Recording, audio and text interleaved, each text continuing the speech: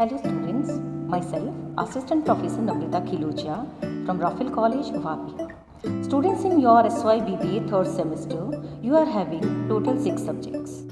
Out of them, 2 subjects, that is Human Resource Management and Business Startup and Innovation, are the 2 subjects which I am going to teach you.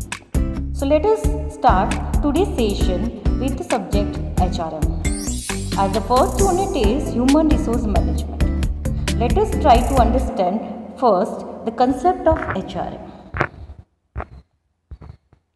Now, HRM includes major 3 terms, that is human, resource and management. Human refers to the skilled workforce in an organization. Resource refers to limited availability or scarcity of resources.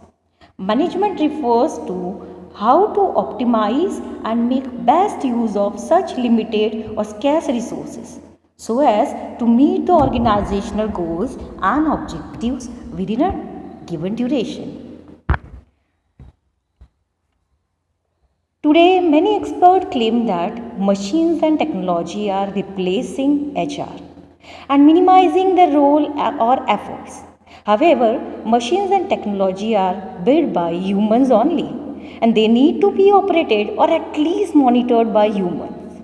And this is the reason why companies are always in hunt for talented, skills and qualified professionals for continuous development of the organization.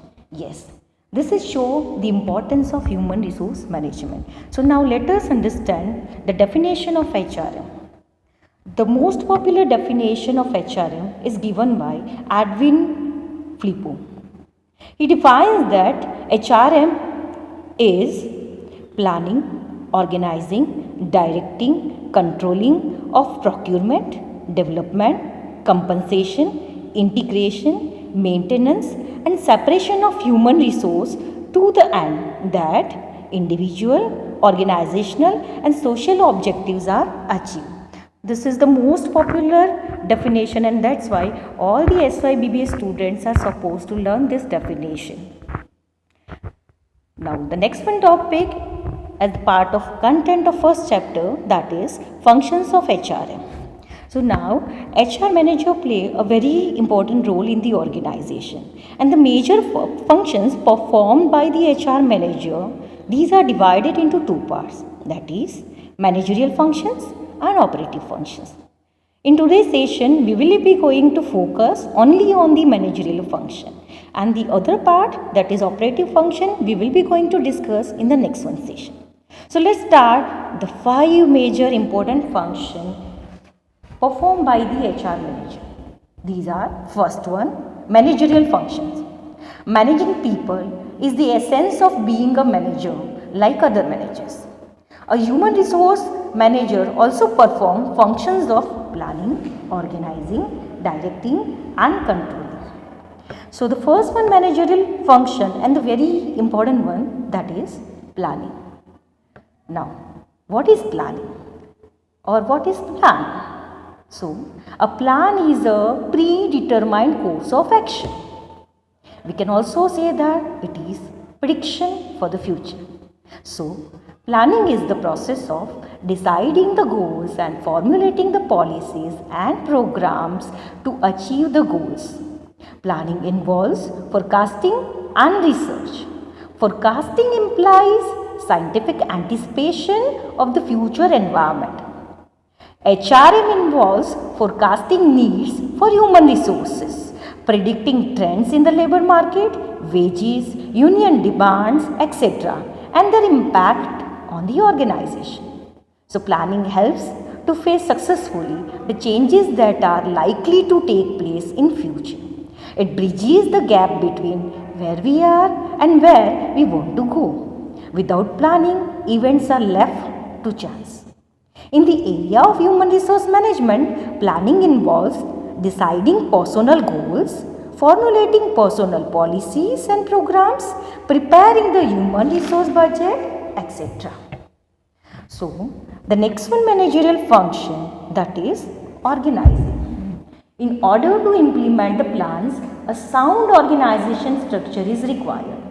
Organizing is the process of allocating tasks among the members of the groups, establishing authority responsibility relationship among them, and integrating their activities towards the common objectives. In this way, a structure of relationship among the jobs, personal and physical factors is developed. The right organization structure is the foundation of effective management, because without it, the best performance in all other areas will be ineffective. So, organization is the framework through which management directs, control and coordinate the efforts of people. So, with that, we will move forward with the third one, managerial function. And the third function is directing. Directing, the name itself suggests that it is a process of motivating, activating, leading and supervising people.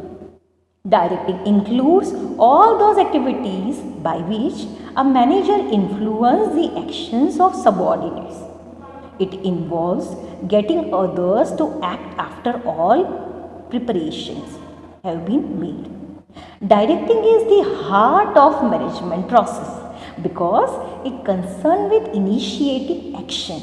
It helps to secure the willing and effective cooperation of employees for attaining the common organizational goals.